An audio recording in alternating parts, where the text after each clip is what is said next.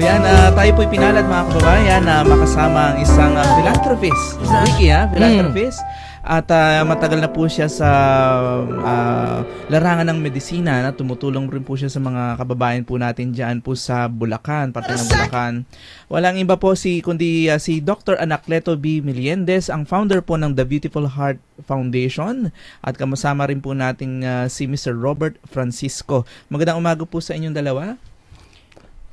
Magandang umaga naman sa iyo, Jerome, at sa ating mga listeners dito sa DZIQ. Okay, Sir Robert. Yes, magandang umaga rin po sa inyong lahat, sa ating DJ na si DJ Jerome at sa ating mga kasama. Ed and Ricky po. Ed and Enrique. Good morning, magandang umaga po sa inyo. Okay. Ayan. Si parang kinikiliti lang, ano?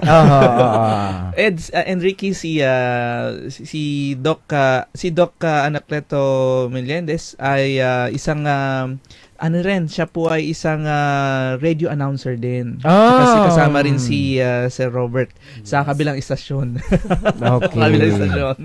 So, Doc, nabanggit nung tayo nagkakilala last week ay pinalad po tayo magkakilala doon mismo sa inyong center, no ho, sa diyan po sa parte ng Bulacan, ano ho, at kwentuhan niyo naman po kami tungkol dito sa inyong The Beautiful Heart Foundation. Kayo po ang founder.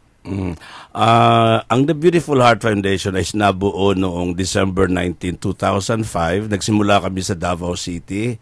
Medyo sinuportahan kami ng mga Davaoenos and the whole Mindanao. So we were able to conduct series of medical missions all over Mindanao hanggang namatay yung aking mother noong 2008 kasi siya yung inspiration ng The Beautiful Heart Foundation. Nahango sa kanyang Spanish name, Corazon, which is heart, and Belleza, which means beautiful. So nabuo ito dahil sa kanyang kagandahan ng kanyang puso, no? At siya naging inspirasyon ng foundation.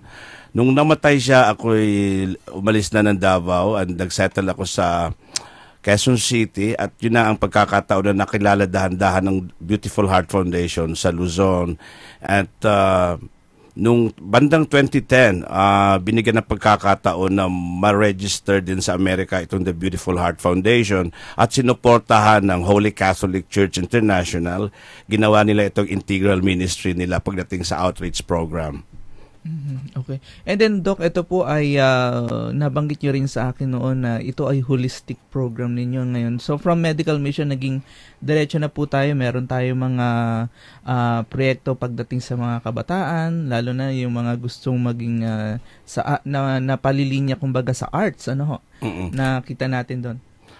Actually, meron kaming 7 trusts sa Beautiful Heart Foundation. Yung una na nga, no, in the acronym COURAGE, yung Care for the Sick, the Elderly and the Dying, and pangalawa doon yung Offer Education and Training. And nakita namin dito sa Pilipinas na ang mga kabataan pala ay gifted with yung talents in the performing arts. So sabihin na natin, singing, dancing,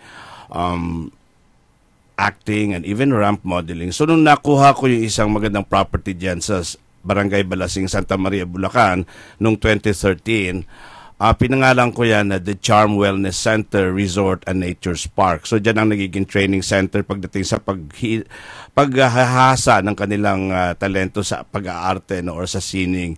Dyan din namin pinakita ang aming advokasya sa third trust, which is Uplift People from Poverty. No? Nagkaroon kami dyan ng demo farm na ang tinutulak ay yung organic farming or natural farming. So pinasok din namin ang fishing or fish pond, no? Above the ground fish pond. At dyan din namin pinapakita yung pagpapahalaga ng kalikasan.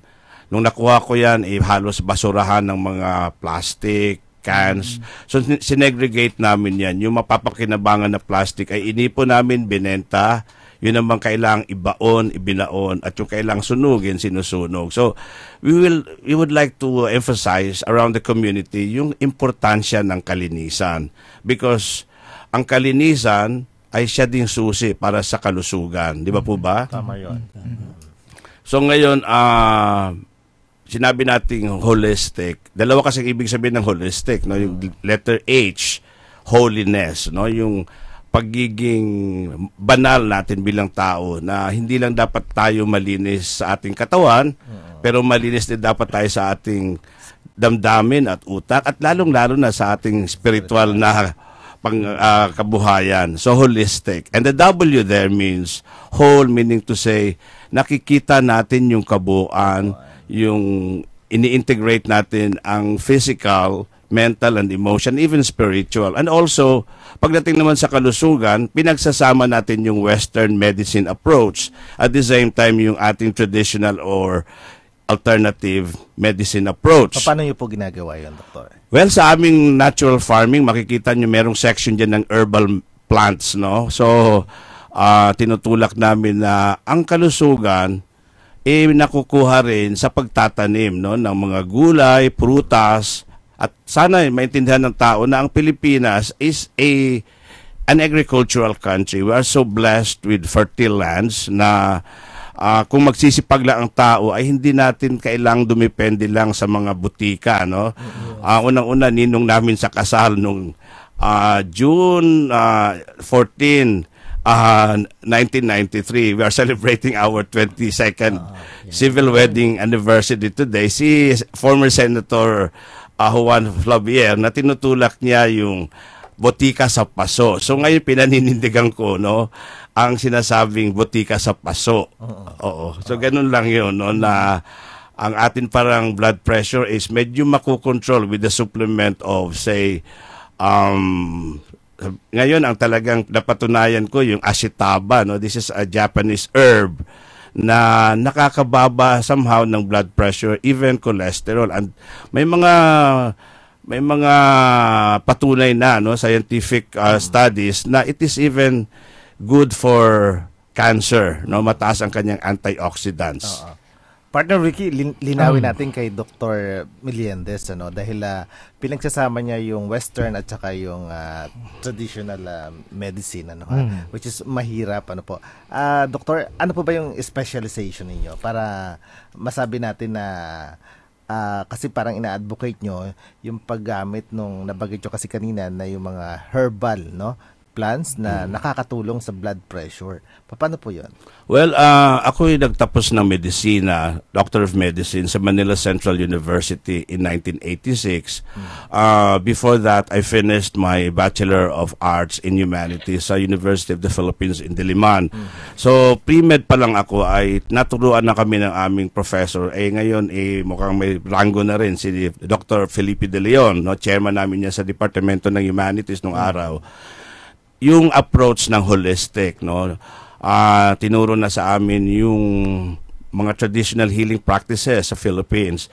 So with that background, and then nagtuloy nga ako ng Western medicine education, nakita ko yung kabuuan, no, na pwede palang pagsamahin, pwedeng pagsamahin. Now in my practice, I am a certified family physician. So alam ko na ang in the world, no, the basic unit of society is the family. So ang approach ko palagi sa panggagamot, yung buong pamilya. In fact, when I do my medical missions, I would encourage the father, the mother, the brothers and the sisters to be around with them, no, kasi alam natin na malaki ang epekto ng pamilya pagdating sa kalusugan. And when it comes to traditional and alternative medicine, ang sipag sa pagtatanim ang aming sinasabi na ang butika nasa likod lang ng inyong bahay o sa harap ng inyong bahay. Tapos yung ginagamit nyong sistema, yung organic farming. Of course, yes. Okay. Itutuloy natin mamaya yung ating panayam sa ating mga bisita dito sa studio. Magbe-break muna kami. Ang oras po 7:08.